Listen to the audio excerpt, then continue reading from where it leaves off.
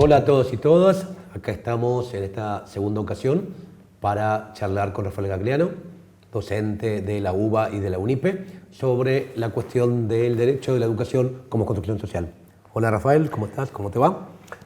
Hola Pablo, ¿cómo estás? Gracias por la invitación. Bien. Lo que te decía, un poco hablar de la escuela secundaria en el contexto federal, en el contexto de la provincia, efectivamente sobre este tema más puntual, esta idea de pensar la obligatoriedad escolar, la escuela secundaria, como una construcción social.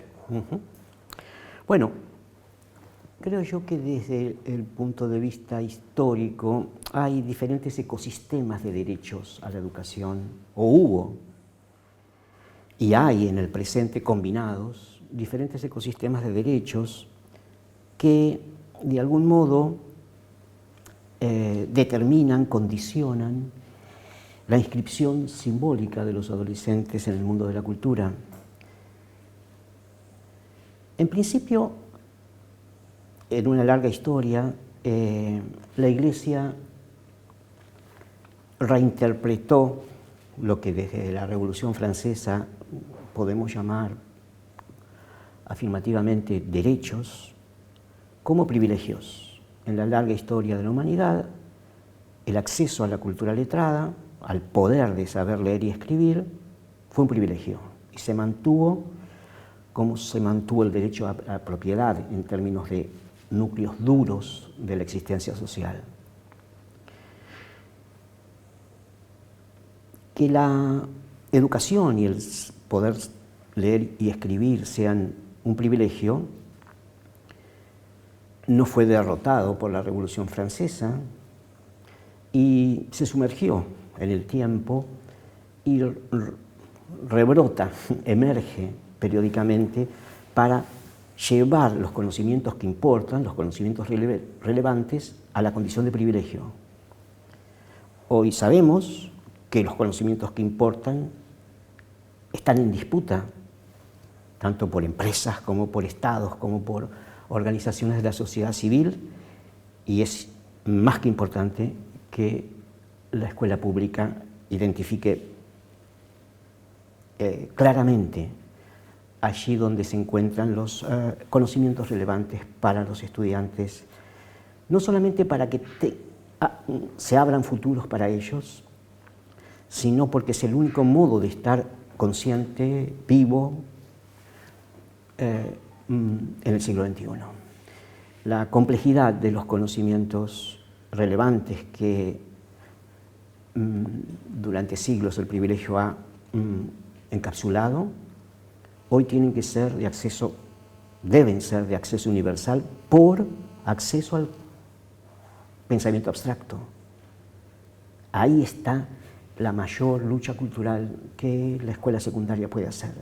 Universalizar el pensamiento abstracto para todos los adolescentes en todas las condiciones sociales habidas en nuestras múltiples Argentinas que habitamos, y hacer que ese pensamiento abstracto les confiera distancia, autonomía, una nueva calidad en la percepción de los problemas, no ser arrasados o destruidos por la aceleración de la vida social y tecnológica o por toda suerte de conflictividades afectivas, sociales y culturales que tienen que atravesar al mismo tiempo que atraviesan inmensas transformaciones corporales, físicas, sociales, etc.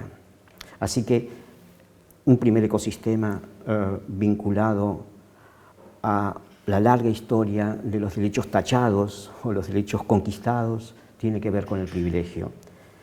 El segundo, para ser breve, tiene que ver después de la Ilustración y la Revolución Francesa y la inauguración de los sistemas estatales de educación, con la educación entendida ya no como un derecho, sino como una conquista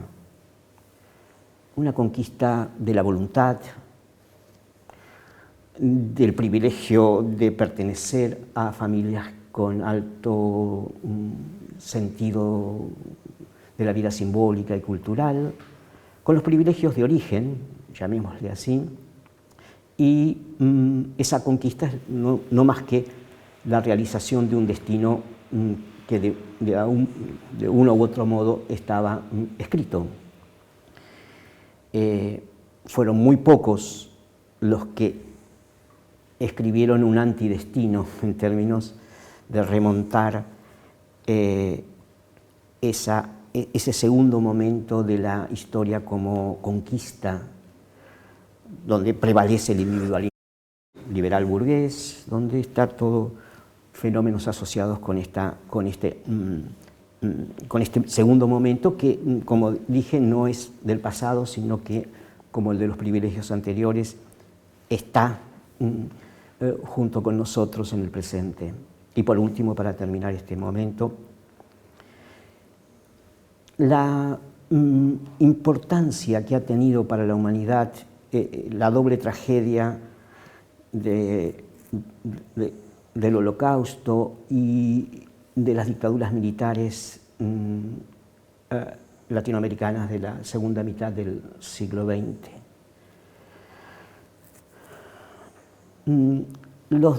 La Declaración de los Derechos Humanos del 48 es fruto del Tribunal de Nuremberg, que castigó las causas del origen de la guerra y la inhumanidad de los campos de concentración. Evaluó esas dos conductas y no omitió como buen tribunal de los vencedores los bombarderos sistemáticos que destruyeron la casi totalidad de las grandes ciudades europeas.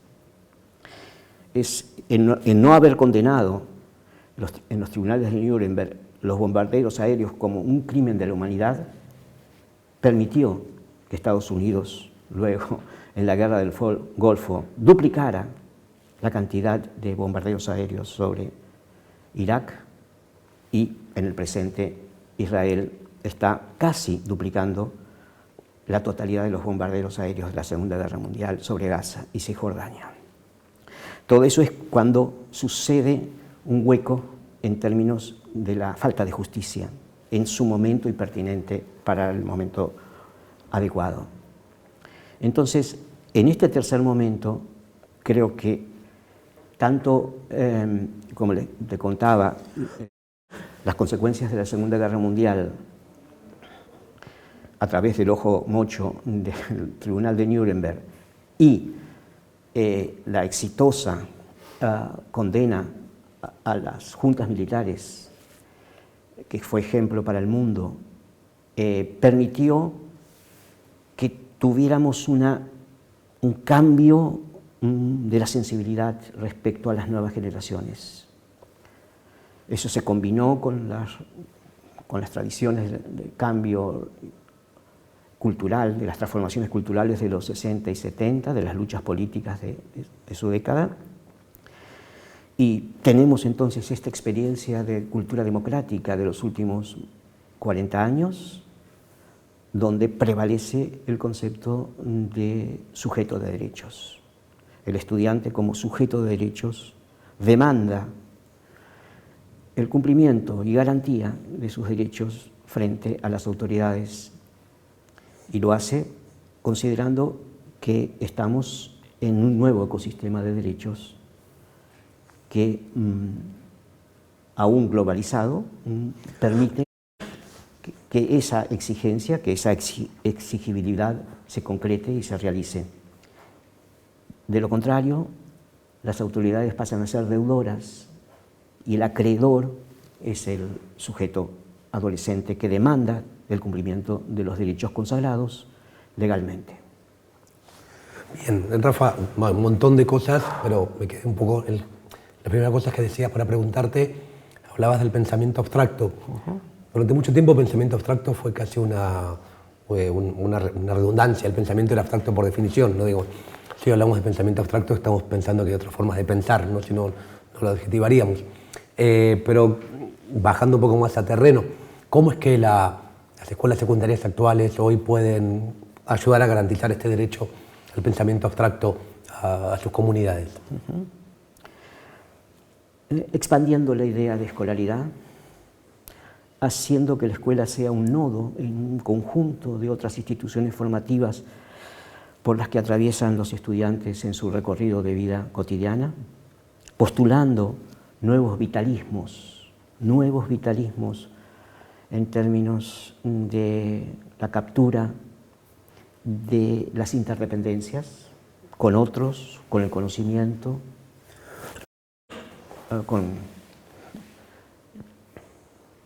cultivar la interdependencia forma parte de ese nuevo vitalismo que los adolescentes están construyendo y haciendo que su vida no esté reducida a la condición de estudiante, a la categoría de estudiante de aula o de colegio, y que su vida formativa se exprese de modos disímiles, complementarios, contradictorios, de un modo mucho más rico, mucho más plural y diverso.